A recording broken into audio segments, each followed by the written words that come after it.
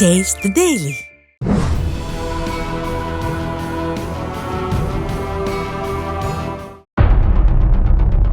சமீபத்தில் ஆந்திர பிரதேச முதல்வர் சந்திரபாபு நாயுடு, பிரதமர் நரேந்திர மோடி ஆகியோர் சந்தித்த 5 நாட்களுக்குள் சுமார் 60,000 கோடி ரூபாய் முதலீட்டில் ஆந்திர மாநிலத்தில் எண்ணெய் சுத்திகரிப்பு மற்றும் பெட்ரோ கெமிக்கல் மையத்தை அமைக்க வேண்டும் என்ற சந்திரபாபு நாயுடு கோரிக்கை வைத்திருக்கிறார். அது மட்டுமா, அப்போது தலைநகர் அமராவதி வளர்ச்சி திட்டத்துக்கு ரூபாய் 15,000 கோடி உட்பட ஆந்திர புனரமைப்பு திட்டங்களுக்காக ரூபாய் 1,00,000 கோடி சிறப்பு நிதி வழங்க வேண்டும் என்ற கோரிக்கையை அவர் முன்வைத்திருக்கிறார்.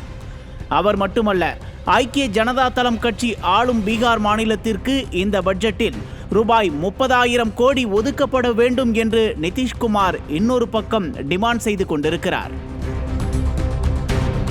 இதில் 60,000 கோடி ரூபாய் முதலீட்டில் எண்ணெய் சுத்திகரிப்பு நிலையத்தை ஆந்திராவில் அமைக்க மத்திய அரசு கிரீன் சிக்னல் கொடுத்திருப்பதாக தகவல்கள் கசிந்து கொண்டிருக்கின்றன. ஆனாலும் மத்திய பட்ஜெட்டின் பெரும் பகுதியை இந்த இரு கட்சிக்காரர்களும் கேட்பதால் என்ன செய்வதென்றே தெரியாமல் விழிப்புதுங்கி நின்று கொண்டிருக்கிறது மத்திய பாஜக அரசு. இதேபோன்று மற்ற மாநில அரசுகளும் நிதி கேட்டால் என்ன செய்வது என்று திக்குமுக்காடி நிற்கிறது. சந்திரபாபு நாயுடுவின் தெலுங்கு தேசம் கட்சி மற்றும் நிதிஷ்குமாரின் ஐக்கிய ஜனதா தளம் ஆகிய 2 கட்சிகளும் என்டிஏ கூட்டணி ஆட்சி அமைக்க உதவி செய்திருக்கிறது. எனவே இந்த கோரிக்கைகளை மத்திய பாஜகவால் புறக்கணிக்க முடியாது. அப்படி புறக்கணித்தால் இக்கட்சிகள் தங்கள் ஆதரவை திரும்ப பெற துணியும். அப்படி நடந்தால் பாஜக ஆட்சி கவிழும் என்பது இந்த இடத்தில் அதி முக்கியம் வாய்ந்ததாக பார்க்கப்படுகிறது. இதனால் பெரும் இடியாப்ப சிக்கலில் தவிக்கிறது மத்திய அரசு. இது ஒருபுறம் என்றால், சந்திரபாபு நாயுடுவின் தெலுங்கு தேசம் கட்சி 17 எம்பிக்களையும் நிதிஷ்குமாரின் ஐக்கிய ஜனதா தளம் 16 எம்பிக்களையும் வைத்துக்கொண்டு 1,00,000 கோடி என்ற அளவில் நிதி கேட்டு மத்திய அரசை நிர்பந்தித்துக் கொண்டிருக்கிறது.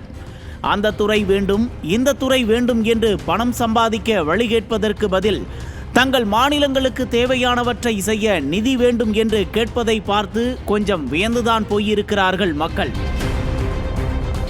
ஆனால் அப்படியே நம்ம தமிழ்நாட்டில் இருந்தும் 40 எம்பிக்கள் சென்று நாடாளுமன்றத்தை நிரப்பியிருக்கிறார்களே, அவர்கள் என்ன செய்து கொண்டிருக்கிறார்கள்?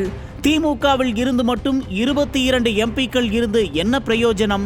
கூட்டணி கட்சிகளோடு சேர்ந்து 40 எம்பிக்களை வைத்துக்கொண்டு என்ன பிரயோஜனம் என்று ஆதங்கப்பட்டு கொண்டிருக்கிறார்கள் தமிழ்நாட்டு மக்கள். ஆக மத்திய அரசுக்கு பெரும் தலைவலியாக இருக்க போகிறார்களா சந்திரபாபு நாயுடுவும் நிதிஷ்குமாரும்? கூட இருக்கும் கட்சிகளையே சமாளிக்க முடியாமல் திணறுகிறதா மத்திய அரசு? 40 எம்பிக்களை வைத்திருந்தும் தமிழ்நாட்டிற்காக துரும்பை கூட கிள்ளி போடாமல் இருக்கும் திமுக மீது அதிருப்தியை வெளிப்படுத்த தொடங்கிவிட்டார்கள் தமிழ்நாட்டு மக்கள் என்பதுதான் நிதர்சனம். நியூஸ் ஜே செய்திகளுக்காக இணை ஆசிரியர் மனோஜ்குமார் கோபாலன்.